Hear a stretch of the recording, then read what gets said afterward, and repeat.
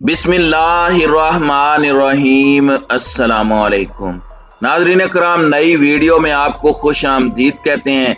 दुनिया तेजी के साथ तीसरी आलमी जंग की जानिब बढ़ रही है। एक तरफ यूक्रेन और रूस का तनाज़ा तेजी से मंतकी अंजाम तक पहुंच रहा है, तो वहीं मशरिक़ वुस्ता में नई आग भड़कने वाली है और इस आग के शोले यकीनी तौर पर पाकिस्तान को भी भस्म कर देंगे।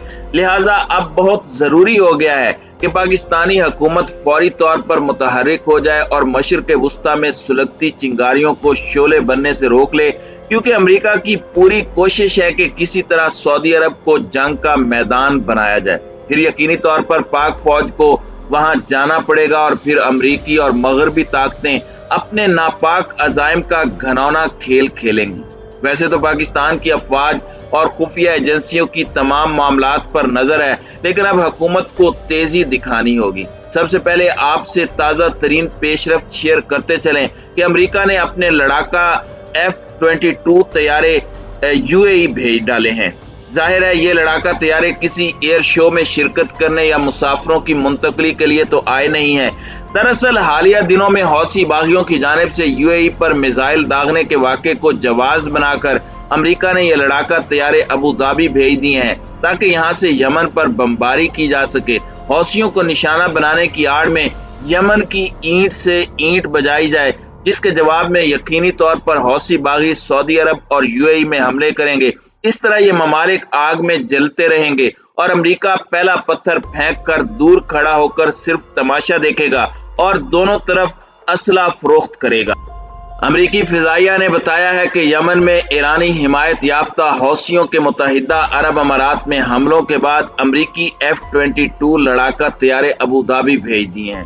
हालिया हफ्तों के दौरान हौसी बागियों ने मुत्तहिदा अरब अमारात के मुतअद्दिद अहदाफ के खिलाफ बड़े पैमाने पर हमले किए थे, जिनमें से कईयों को नाकाम बना दिया गया था। अमरीकी फिजाइया के बयान में कहा गया कि जदीद तरीन लड़ाका तैयारे गुज़श्ता माह के दौरान UAE में तैनात अमरीकी अफवाज और UAE की फोर्सेस पर होने वाले हमलों के बाद अमरीकी हिमायत के मुजाहिरे के तौर पर भेजे गए हैं।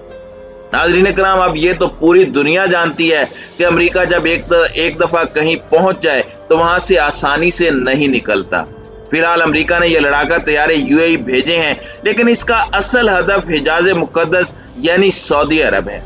दरअसल पेंटागन की प्लानिंग ये है कि हौसी बागियों के हमलों से सऊदी अरब को डरा कर अपने लड़ाका तैयारे वहां भेजे जाएं और किसी तरह सऊदी अरब, ईरान और UAE को यमन के तनाज़े में उलझाकर आपस में खौफनाक जंग में उलझा दिया जाए, ताकि ये मुस्लिम ममालिक एक दूसरे के साथ ही जंग करते रहें और ये तागूती कुव्वतें सिर्फ तमाशा देखें।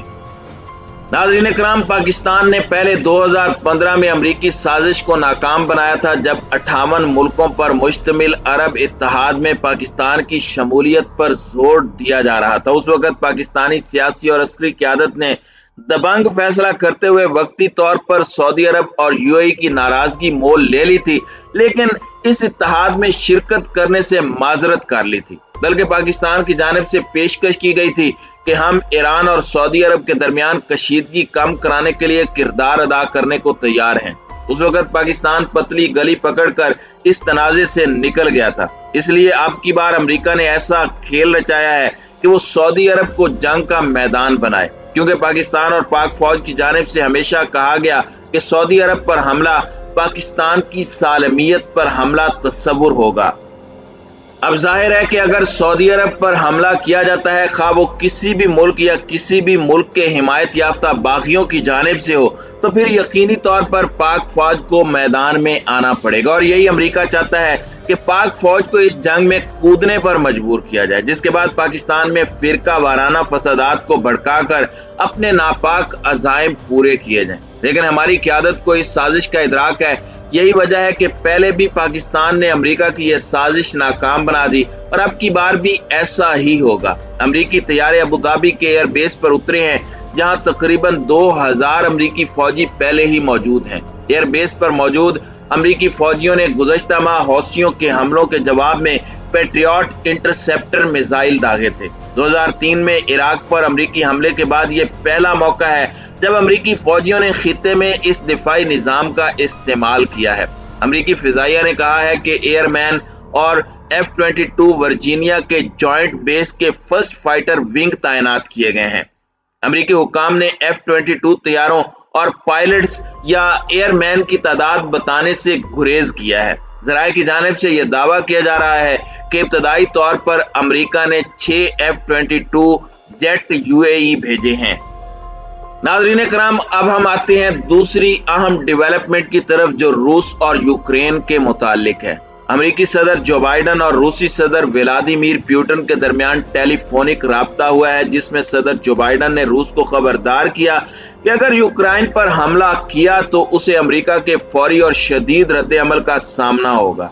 जो बाइडन ने कहा कि रूसी जारहियत से बड़े पैमाने पर मुश्किलात होंगी, जिससे रूस का मौक़िफ़ कमजोर पड़ जाएगा।